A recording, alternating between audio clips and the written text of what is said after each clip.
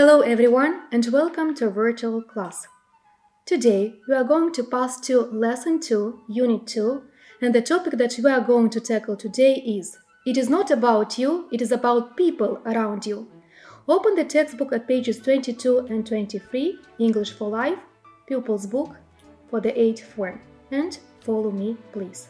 So today we are going to talk about values using some English expressions, practice correct pronunciation of the words, read the text and do exercises on its basis, learn the model should have done and practice it in the context.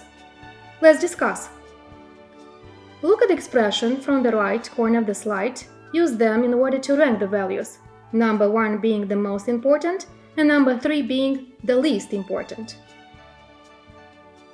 On the left are placed the values and on the right the expressions. As far as we are, as far as I am concerned. I place this one at the top of the ranking, I place that one at the top or at the bottom or in the middle of the list. So remember these expressions, as far as I am concerned, as far as I know, at the top of the ranking being highly important, at the bottom of the ranking being the least important.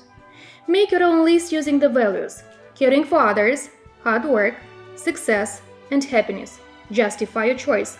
Open your copybook and write. As far as I'm concerned, this one should be placed at the top of the ranking because I placed that one at the top 2 in the ranking because I placed that one in the middle of the ranking because I placed this one at the bottom of the ranking because. So now it's high time for you to pronounce the words.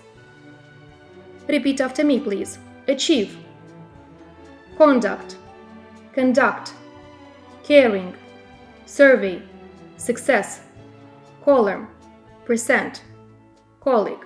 Now, reading time, please. Read the text and fill in the missing information on the slide. Which do you think American teens value more, success or caring for others? Caring is in the third place after academic success and personal happiness, according to a recent survey of 10,000 middle and high school students from 33 schools across the United States that was conducted by Harvard University.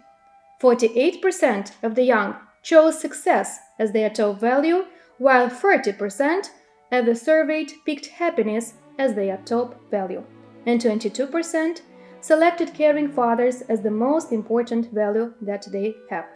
So, read the text and fill in the missing information on the slide. After you have done this, it's high time for you to continue with some post-reading activities. Read the text and say what each number refers to. 10,000 refers to the number of students that participated in the survey. 33 refers to, 48 refers to, 30 refers to, 22 refers to. Pause the video and write everything down.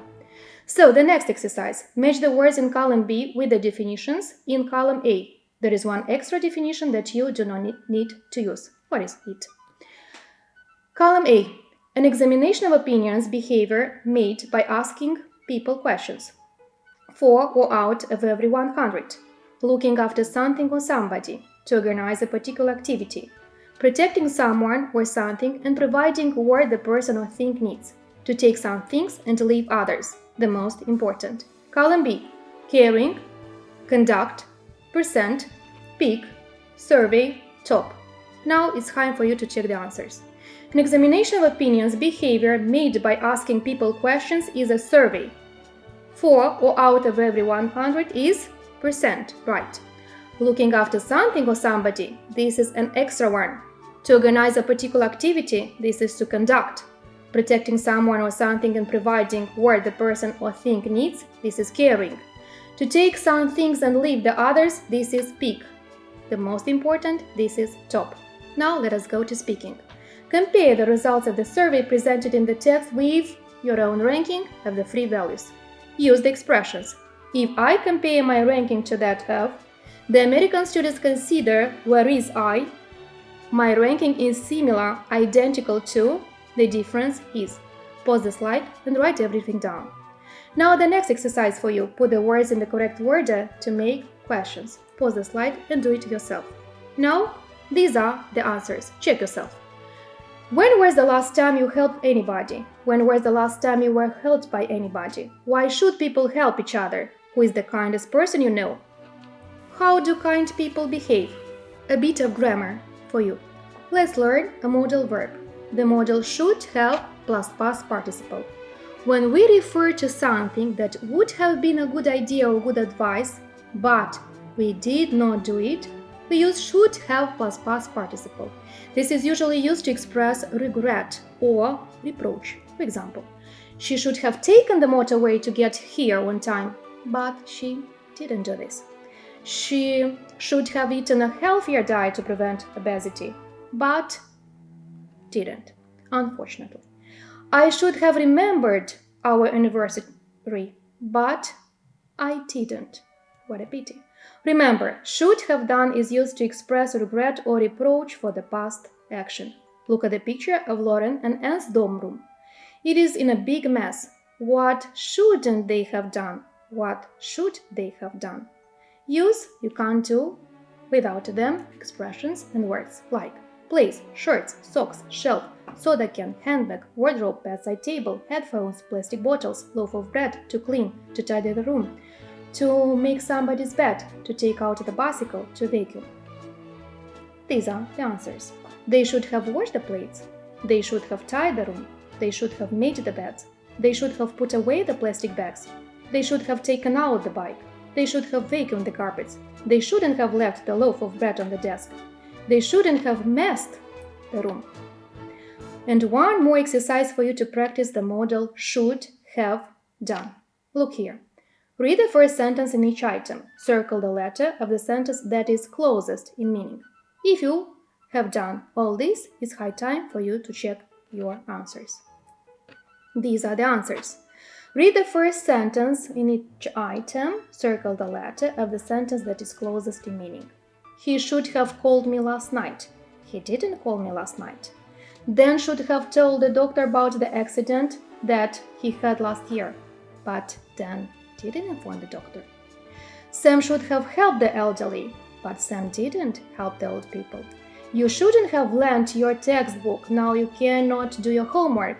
You don't have your textbook now. You shouldn't have watched TV so late last night. Now you are tired. You didn't sleep enough last night. And the last one, please. You should have bought that blue sweater yesterday. Today, they don't have it in your size. I don't own the blue sweater. What a pity. And the last exercise, please. Complete the regrets or complaints about the past using should have done or shouldn't have done. I feel sick. I ate all the chocolate. I shouldn't have eaten all the chocolate. I ran 5 miles, 8 kilometers yesterday. Now I feel tired. I forgot to invite Anne to the party. Now she's angry with me.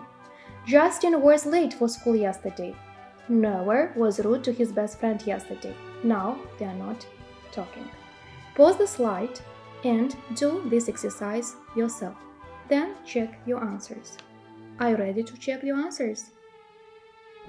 So, I ran 5 miles yesterday. Now I feel tired. I shouldn't have run 5 miles. I forgot to invite Anne to the party. Now she's angry with me. I should have invited her to the party. Justin was late for school yesterday. He shouldn't have been late for school yesterday. Go on checking. Noah was rude to his best friend yesterday. Now they're not talking. Noah shouldn't have been rude to his friend yesterday. Emma missed her bus yesterday morning. She should have woken earlier, but she didn't. Manson forgot all his notebooks at home. Now he cannot prove that he did his home assignments. He should have been more attentive, or he shouldn't have forgotten his notebooks at home.